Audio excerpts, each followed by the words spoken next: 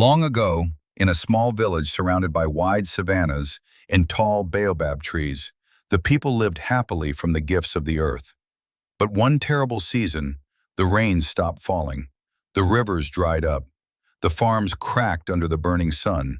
The animals wandered far away in search of water. Fear slowly filled the village. Among the villagers lived a brave young girl named Amara.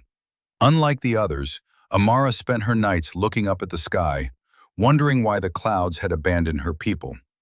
One evening, she visited the oldest man in the village, the wise elder who knew the stories of the ancestors. "Why has the rain stopped?" Amara asked. The elder sighed and stared into the fire. "Long ago," he said, "the sky spirit watched over our land, but the people forgot to thank the sky for its gifts. So the spirit hid the clouds, and the rain disappeared." Amara's heart filled with determination. "Then I will go to the sky," she said, "and ask the spirit to forgive us." The next morning, before the sun rose, Amara began her journey. She walked through thick forests where parrots sang loudly in the trees. She crossed hot, golden plains where the wind whispered through the grass. She climbed steep mountains that touched the clouds. Days passed. Finally, Amara reached the tallest mountain in the land, where the sky felt close enough to touch. As she stood at the peak, the clouds suddenly began to swirl. Thunder rumbled across the sky. A deep voice echoed through the air. "Child of the earth, why have you come?"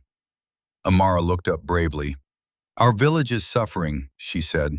"The land is dying without rain. Please forgive us and bring the clouds back." The sky spirit looked down at the dry lands below. "For many seasons," the spirit said, "people enjoyed the gifts of the earth but forgot to be grateful." Amara bowed her head. "We remember now," she said softly. "I promise my people will never forget again." For a moment the sky was silent. Then the clouds slowly gathered. The sky spirit spoke once more. "Because of your courage and honesty, the rain will return." Lightning flashed across the sky. Thunder rolled across the mountains. Soon, heavy drops of rain began to fall. Back in the village, the people looked up in amazement as dark clouds filled the sky. Rain poured down on the dry earth. The rivers flowed again. The crops grew green and strong. The village celebrated with songs and dancing. And from that day forward, the people always thanked the sky, the earth, and the rain, because they had learned a lesson they would never forget. Moral: those who respect nature will always receive its blessings.